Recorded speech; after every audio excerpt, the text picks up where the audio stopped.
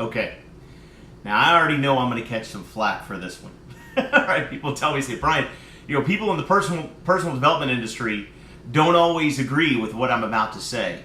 But I want you to know, after 20 years of working in and out of the network marketing and the multi-level marketing industry and working with salespeople and doing sales coaching and training and things like that, in being involved with people who make their living engaging with other people, I've come to a couple of conclusions, and one of them is stay grounded. Now, I don't mean you shouldn't dream, okay? We should all have dreams. In fact, the bigger and more bodacious your dreams are, the better chances you have of accomplishing great things in your life.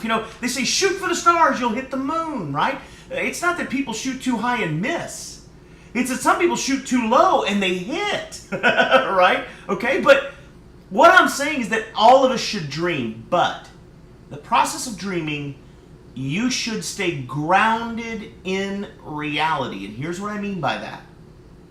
What I mean by that is this. Some people go through their whole lives making up stories in their head of scenarios and what people might be saying or not saying, or how they might be feeling or not feeling, or how, in other words, they invent stories and backgrounds in their head to apply to circumstances in their lives. And those stories that they create will either cause them to or not to take actions that are either necessary or unnecessary.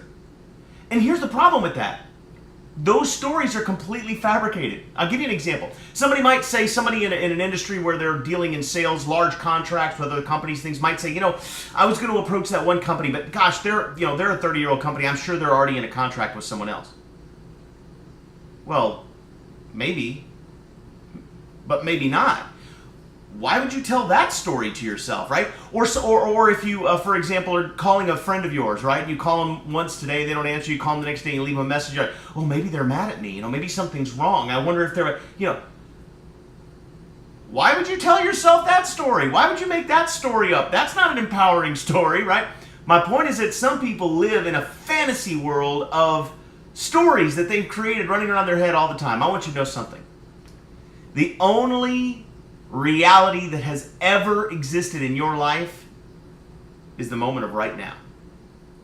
You can't do anything about 5 minutes ago. 5 minutes from now is a myth. Who knows if you'll even be here? But you're here now, in this moment of right now. And this is the only reality you've got, and it's the only reality you'll ever have. Because by the time I finish this sentence, you're just in another moment of what?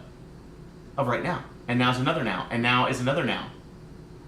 And the only moment in your entire life that you've ever been able to affect is the moment of right now. So don't create stories for yourself that would allow you to feel fear or worry or anxiety. Don't try to invent other people's lives in your head or what they might be thinking or saying. Here's what you need to deal with. You need to deal with right now. There is enough for each and every one of us to do in this moment of right now that we don't need to fret about things that could or could not happen outside of the moment of now, because we don't have any influence over that anyway. And my mentor told me years ago, he said, Brian, if you're fretting over anything that is outside of your sphere of influence, you are wasting time and energy. And since we only have so many moments of now in our lives, yours and mine, we have a finite number of moments that we are allowed to live on this planet. And since they are counted, and since we have a finite number, we don't have any to waste. So make everyone count and make it a great day.